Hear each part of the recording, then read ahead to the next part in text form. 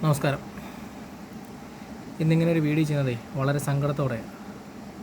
വേറൊന്നുമല്ല, നമുക്ക് ഏറ്റവും വേണ്ടപ്പെട്ട ഒരു സുഹൃത്ത് എൻ്റെ വീടിൻ്റെ അടുത്താണ്. എൻ്റെ കൊച്ചുനാൾ മുതലേ ഉള്ളൊരു സുഹൃത്താണ്. അവനിന്ന് രാവിലെ എന്താ കാര്യം എന്നറിയത്തില്ല, ഇപ്പോൾ ഒരു അരമുക്കാൽ മണിക്കൂർ കഴിഞ്ഞ് കാണും, ആത്മഹത്യ ചെയ്തു. എന്താ കാര്യമൊന്നും ഞങ്ങൾക്കറിയത്തില്ല. നമുക്ക് ഏറ്റവും വേണ്ടപ്പെട്ട ഒരാളാണ് ഇപ്പോൾ നഷ്ടപ്പെട്ടത്. ഇങ്ങനെ ഒരാളല്ല, കുറേയധികം സുഹൃത്തുക്കൾ സൂയിസൈഡിലൂടെ നമ്മളെ വിട്ട് പിരിഞ്ഞു പോയി. നമ്മളൊന്ന് ആലോചിക്കേണ്ടത്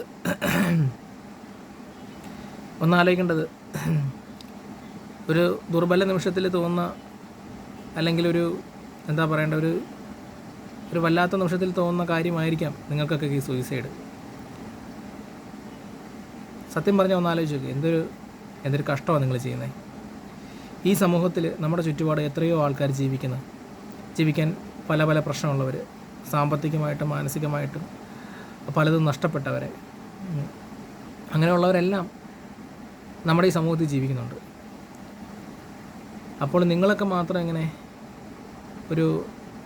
ചിലപ്പോൾ നമ്മൾ പുറത്ത് നോക്കുമ്പോൾ നിസ്സാര കാര്യമായിട്ട് തോന്നുമെങ്കിലും ഉള്ളിൻ്റെ ഉള്ളിൽ വിഷമമുള്ള കാര്യങ്ങളൊക്കെ കാണുമായിരിക്കും.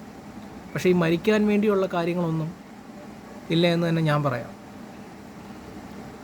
നമ്മളിപ്പോൾ മരിക്കുന്നത് കൊണ്ട് ആ പ്രശ്നം തീരുന്നു? ഒരിക്കലുമില്ല. നമ്മളെ ജീവിച്ചാൽ കാണിക്കേണ്ട യഥാർത്ഥത്തിൽ. പ്രശ്നങ്ങളും വിഷയങ്ങളൊക്കെ എല്ലാവർക്കും ഉണ്ടാവും. അതിന് ആത്മഹത്യയല്ല പരിഹാരം. അവരുടെയൊക്കെ മുന്നിൽ ജീവിച്ച് കാണിക്കണം. ശരിയാണ്, ജീവിക്കാൻ ഒത്തിരി ബുദ്ധിമുട്ടുകളും പാടുകളൊക്കെ ഉണ്ട്. പക്ഷെ അതൊക്കെ തരണം ചെയ്ത് മുന്നോട്ട് പോകുമ്പോൾ ഉള്ളൊരു സുഖം അത് വേറെ. അതെനിക്ക് നല്ലപോലെ അറിയാം. ആത്മഹത്യയൊക്കെ ചെയ്യാനാണെങ്കിൽ ഞാനൊക്കെ ഇതുപോലെ ഒരുപാട് ആത്മഹത്യകൾ ചെയ്യേണ്ട സമയം കഴിഞ്ഞു. അത്രയ്ക്കും പ്രശ്നങ്ങൾ ഞാനും നേരിട്ടിട്ടുണ്ട്. പക്ഷേ ഈ ഒരു നിമിഷത്തിൽ ഒരു വല്ലാത്ത അവസ്ഥ തന്നെ. അതുകൊണ്ട് ദയവ് ചെയ്ത് ഈ വീഡിയോ കാണുന്ന നിങ്ങൾ ദയവ് ചെയ്ത് ആത്മഹത്യ ചെയ്യുന്നതിനെക്കുറിച്ച് ചിന്തിക്കരുത്. എന്തെങ്കിലും ആയിക്കോട്ടെ, പ്രശ്നങ്ങളൊക്കെ നമ്മുടെ സുഹൃത്തുക്കളോടോ നമുക്ക് വേണ്ടപ്പെട്ട ആളുകളോടോ ഒക്കെ അറിയിപ്പിക്കുക. ഇനി അതും അല്ലാന്നുണ്ടെങ്കിൽ നിങ്ങളടുത്തുള്ള പോലീസ് സ്റ്റേഷൻ ഉണ്ടെങ്കിൽ അവരോട് പോയി കാര്യം പറയുക. നിങ്ങൾക്ക് വേണ്ട കൗൺസിലിങ്ങും മറ്റു കാര്യങ്ങളൊക്കെ അവിടെ നിന്ന് കിട്ടും. വളരെയേറെ വിഷമത്തോടെ സത്യം പറഞ്ഞാൽ ഈ ഒരു വീഡിയോയിൽ ഇങ്ങനെ പറയുന്നത്. ഇങ്ങനെ ചെയ്യണമെന്ന് പോലും ഞാൻ ആഗ്രഹിച്ചില്ല.